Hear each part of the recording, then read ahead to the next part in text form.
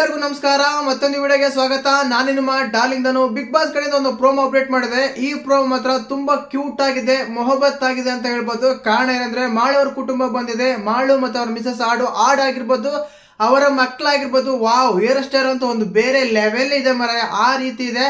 ಅದಾದ್ಮೇಲೆ ಯಾರ ಫ್ಯಾಮಿಲಿ ಬಂದ್ರು ಕೂಡ ಅವರ ಫ್ಯಾಮಿಲಿ ಮೆಂಬರ್ಸ್ ಕಾಣೋದು ಬೇರೆ, ಬೇರೆ ವ್ಯಕ್ತಿ ಕಾಣೋದು ಬೇರೆ. ಅದೇ ರೀತಿಯಾಗಿ ಗಿಲ್ಲಿ ಮಾತ್ರ ಯಾವ ಫ್ಯಾಮಿಲಿ ಬಂದ್ರು ಕೂಡ ಆ ಫ್ಯಾಮಿಲಿ ಜೊತೆ ಒಂದು ಪ್ರೋಮೋದಲ್ಲಿ ಇರ್ತಾರೆ. ಈಗ ಹೊಸ ಸ್ಟೈಲು ಕಾವ್ಯ ಶೀಸ್ ಕ್ಲಿಯರ್ ಅಂತ ಹೇಳ್ತೀನಿ. ಕಾರಣ ಏನಂದ್ರೆ ಕಾವ್ಯ ಕೂಡ ಈ ಪ್ರೋಮೋದಲ್ಲಿ ಕಾಣ್ತಾ ಇದ್ದಾರೆ.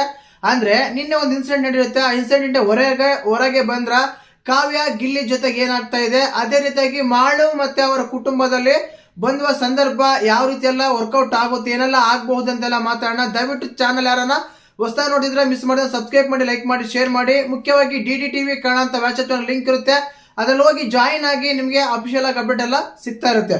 ಮುಖ್ಯವಾಗಿ ಪ್ರೋಮೋ ವಿಷಯಕ್ಕೆ ಬರೋಣ. ಪ್ರೋಮೋ ವಿಷಯದಲ್ಲಿ ಡೋರ್ ಓಪನ್ ಮಾಡಿದ್ಮೇಲೆ ಮಕ್ಕಳು ಮತ್ತೆ ಮಾಳವರ ಮಿಸ್ಸಸ್ ಬರ್ತಾರೆ. ಆ ಹೇರ್ ಸ್ಟೈಲ್ ಮಾತ್ರ ಬೇರೆ ಲೆವೆಲ್ ಅಂತ ಹೇಳ್ಬೋದು.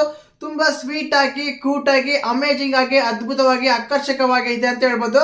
ಕಾರಣ ಏನಂದ್ರೆ ಮಾಳವರು ಯಾವ ರೀತಿ ಆದ್ರೆ ಹೇರ್ ಸ್ಟೈಲ್ ಮಾಡಿಸಿದ್ರು ಅದೇ ರೀತಿಯಾಗಿ ಹೇರ್ ಸ್ಟೈಲ್ ಮಾಡಿಸಿದ್ದಾರೆ. ತುಂಬಾ ಅಂದ್ರೆ ತುಂಬಾ ಚೆನ್ನಾಗಿದೆ, ತುಂಬಾ ಅದ್ಭುತವಾಗಿದೆ. ಯಾಕೆಂದ್ರೆ ಒಂದು ಮೆಮೊರಿ ಇರುತ್ತೆ, ಬಿಗ್ ಬಾಸ್ ಮನೆಯಲ್ಲಿ ಬಂದಾಗ ಆ ರೀತಿ ಹೇರ್ ಸ್ಟೈಲು ಅಪ್ಪನ ತರ ಇಬ್ರು ಮಕ್ಕಳಲ್ಲೂ ಹೇರ್ ಸ್ಟೈಲ್ ಮಾಡಿಸ್ಕೊಂಡ್ ಬಂದ್ರೆ ತುಂಬಾ ಕ್ಯೂಟ್ ಆಗಿದ್ರೆ ಮಕ್ಕಳು ಮಾತ್ರ. ಅಂದ್ರೆ ಇಷ್ಟು ದಿನ ಫ್ಯಾಮಿಲಿ ಎಲ್ಲ ಬಂದಿದ್ರು, ಅಂದ್ರೆ ದೊಡ್ಡರೆಲ್ಲ ಬಂದ್ರು, ಚಿಕ್ಕ ಮಕ್ಳು ಯಾರು ಬಂದಿರಲಿಲ್ಲ. ಫಸ್ಟ್ ಟೈಮ್ ಈ ಸೀಸನ್ ಅಲ್ಲಿ ಚಿಕ್ಕ ಮಕ್ಕಳು ಬಂದಿದ್ದಾರೆ ಫ್ಯಾಮಿಲಿ ವೀಕ್ ಅಲ್ಲಿ. ತುಂಬಾ ಅಂದ್ರೆ ತುಂಬಾ ಚೆನ್ನಾಗಿದೆ. ಈ ಪ್ರೋಮೋದಲ್ಲಿ ಕೂಡ ಆಲ್ಮೋಸ್ಟ್ ಆಲ್ ಅದೇ ರೀತಿಯಾಗಿ ಮಾಳವರು ಸಾಂಗ್ ಆಡ್ತಾ ಇದಾರೆ, ಗೊತ್ತಿರುತ್ತೆ. ಸಾಂಗು ತುಂಬಾ ಒಳ್ಳೆ ಸೂಪರ್ ಹಿಟ್ ಆಗಿತ್ತು. ಮಿಸ್ಸಸ್ ಮತ್ತು ಅವರು ತುಂಬಾ ಚೆನ್ನಾಗಿ ಆಟ ಆಡ್ತಾರೆ, ಆ ಸಾಂಗ್ ಕೂಡ ಆಡ್ತಾರೆ. ಅದಾದ್ಮೇಲೆ ಮಕ್ಕಳು ಬಾಲಲ್ಲಿ ಆಡೋದು, ಸ್ವಿಮ್ಮಿಂಗ್ ಪೂಲ್ ಅಲ್ಲಿ ಆಡೋದು, ಫ್ಯಾಮಿಲಿ ಜೊತೆ ಎಂಜಾಯ್ ಮಾಡೋದು, ಒಂಥರ ಏನಂದ್ರೆ ಮಾಳವರಿಗೆ ಒಂದು ರಿಫ್ರೆಶ್ ಅಂತ ಹೇಳ್ಬೋದು. ಎಲ್ಲಾ ಕುಟುಂಬರು ಬಂದ್ಮೇಲೆ ಅದೇ ರೀತಿ ಆಗುತ್ತೆ, ಅದು ಬೇರೆ ವಿಷಯ. ಬಟ್ ಮಾಳುಗೆ ಮಕ್ಕಳು ನೋಡಿದ್ಮೇಲೆ, ಮಿಸ್ಸಸ್ ಅವ್ರು ನೋಡಿದ್ರೆ ತುಂಬಾ ಏನೋ ಚೇಂಜಸ್ ಎಲ್ಲ ಆಗಿದೆ ಮಾಳವ್ರ ಮುಖದಲ್ಲಿ. ಆಟ ತುಂಬಾ ಚೇಂಜಸ್ ಆಗುವ ಸಂದರ್ಭ ಕೂಡ ಬರುತ್ತೆ ಅಂತ ಹೇಳ್ಬೋದು. ಅದೇ ರೀತಿಯಾಗಿ ಸ್ಟಾರ್ಟಿಂಗ್ ಅಲ್ಲಿ ಹೇಳಿದೆ, ಅವರ ಫ್ಯಾಮಿಲಿ ಮೆಂಬರ್ಸ್ ಬಂದಾಗ ಅವರು ಕಾಣೋದು ಬೇರೆ, ಅವ್ರ ಜೊತೆಗೆ ಬೇರೆ ಕಾಣೋದು ಬೇರೆ. ಇಲ್ಲಿ ಆಗ್ತಿರೋದು ಅದನ್ನೇ. ಪ್ರತಿ ಕುಟುಂಬ ಬಂದಾಗ ಗಿಲ್ಲಿ ಅವ್ರು ಕಾಣ್ತಾರೆ. ಈಗ ಒಳ್ಳೆ ಹಳ್ಳಿ ಸ್ಟೇಟ್ ಅಲ್ಲಿ ಅಂದ್ರೆ ಮಕ್ಕಳನ್ನ ಕೊಂಕ್ಲಲ್ಲಿ ಎತ್ಕೊಂಡು ಚಿಪ್ಸ್ ಬೇಕಾ, ಚಾಕ್ಲೇಟ್ ಬೇಕಾ, ಏನ್ ಬೇಕಾ ಅನ್ನೋ ರೀತಿಯಲ್ಲಿ ಮಗುನ ಕೊಂಕಳಲ್ಲಿ ಎತ್ಕೊಂಡು ಸುತ್ತಾಡ್ತಾನೆ ಗಿಲ್ಲಿ. ಅಂದ್ರೆ ಒಂದ್ಸಲ ಇಮೇಜಿಂಗ್ ಮಾಡಿ ಆ ವ್ಯಕ್ತಿ ಎಷ್ಟೆಲ್ಲ ಆಕ್ಟಿವ್ ಆಗಿದ್ದಾರೆ, ಎಷ್ಟೆಲ್ಲ ನ್ಯಾಚುರಲ್ ಆಗಿದ್ದಾರೆ, ಎಷ್ಟೆಲ್ಲ ಸಖತ್ತಾಗಿ ಹಳ್ಳಿ ಸೊಗಡಲ್ಲಿದ್ದಾರೆ ಅಂತ ಖಂಡಿತವಾಗ್ಲೂ ಇದರಿಂದ ಅರ್ಥ ಆಗುತ್ತೆ. ಜೊತೆಗೆ ಕಾವ್ಯ ಅವರು ಕೂಡ ಜಾಯಿನ್ ಆಗಿದೆ ಅಂತ ಹೇಳಕ್ ಇಷ್ಟಪಡ್ತೀನಿ.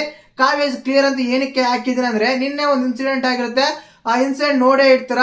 ಆ ಇನ್ಸಿಡೆಂಟ್ ಮೇಲೆ ತುಂಬಾ ಸಫರ್ ಆಗಿದ್ದಾರೆ, ಫೀಲ್ ಆಗಿರಂತೆಲ್ಲ ಎಕ್ಸ್ಪೆಕ್ಟೇಷನ್ ಸಿಕ್ತು. ಬಟ್ ಅದೆಲ್ಲ ಕ್ಲಿಯರ್ ಆಗಿ ಆಚೆ ಬಂದು ಆಕ್ಟಿವ್ ಆಗಿದ್ದಾರೆ.